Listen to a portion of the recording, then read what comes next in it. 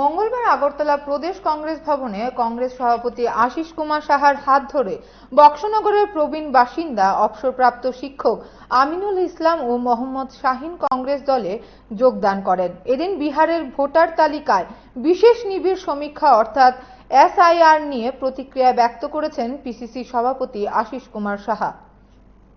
বক্সনগর বিধানসভা কেন্দ্রের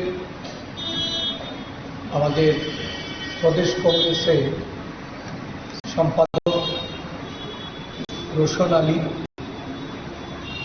ওনার উদ্যোগে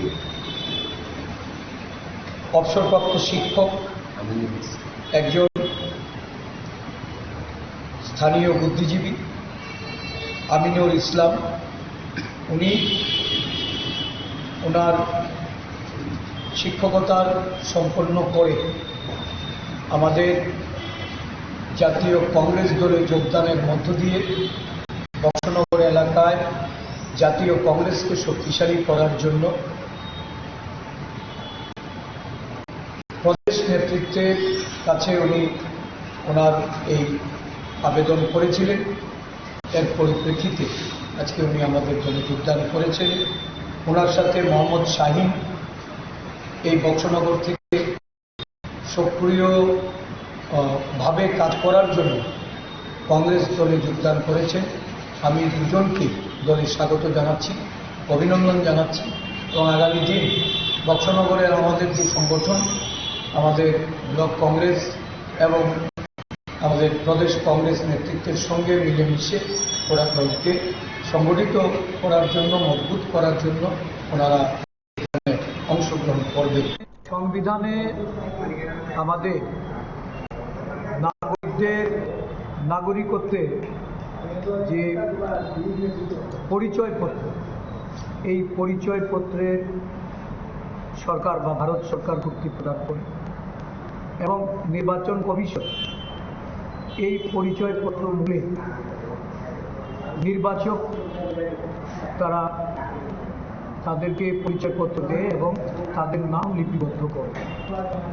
একটা অদ্ভুত পরিস্থিতি এই দেশে বিরাজ করছে।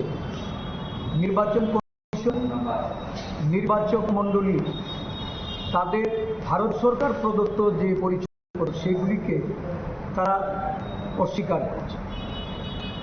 সুপ্রিম কোর্টের নির্দেশ অমান্য করে নির্বাচক মণ্ডলীর যে তালিকা, এই তালিকা স্পেশাল ইন্টারিম যে রিভিশন, এই এসআইআর এর মাধ্যমে দেখা যাচ্ছে যে তাদের নাম একটা রাজনৈতিক দলে তাদের হয়ে এই ইলেকশন কমিশন সেখানে তালিকা থেকে বাদ দেওয়ার জন্য পদক্ষেপ গ্রহণ করছে, যার বিরোধিতা সমগ্র রাজ্যব্যাপী।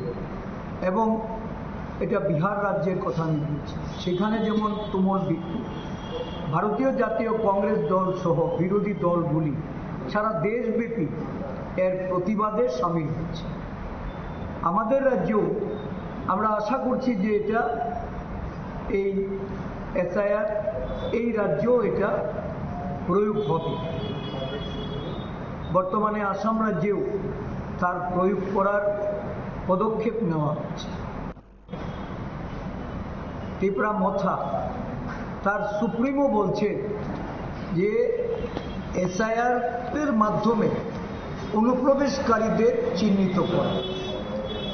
ইন্দিরা মুজিব চুক্তি অনুযায়ী 1971 সালকে বর্ষ নির্ধারণ করে এই রাজ্যে এটা বলবৎ করা আছে এবং এটা প্রয়োগ হয়েছে। তার প্রায়োগিক যে লক্ষ্য, সেই লক্ষ্যেই সরকার কাজ করে যাচ্ছে। কিন্তু দেখা গেছে যে এই আঞ্চলিক দলের সুপ্রিমোর ভাষায় এরা যদি স্পেশাল রিভিশন যদি হয়, এই রিভিশনে এখানে যারা নিম্ন আয়ের মানুষ, খেটে খাওয়া মানুষ, গরিব অংশের মানুষ, অনেকে হয়তো বিশেষ করে আদিবাসীদের মধ্যে একটা বড় অংশ যারা তাদের যে জন্মের কাগজপত্র এটা তারা এখন দেখাতে সক্ষম হবে না, বা ভারত সরকার প্রদত্ত যে এই আধার কার্ড বা ভোটার আইডেন্টিটি এইগুলিকে যারা অস্বীকার করছে, সেই ক্ষেত্রে একটা বড় অংশকে দেখা যাবে নাগরিকত্ব থেকে তাদেরকে একসময় নাগরিকত্ব হারিয়ে তাদের মানে এই রাজ্যে অনুপ্রবেশকারী রূপে তাদেরকে চিহ্নিত করা হবে। আমাদের বক্তব্য হলো যে এটা নির্বাচন কমিশন কোনো অবস্থাতেই কারো সাংবিধানিক অধিকার কেড়ে নিতে পারে না।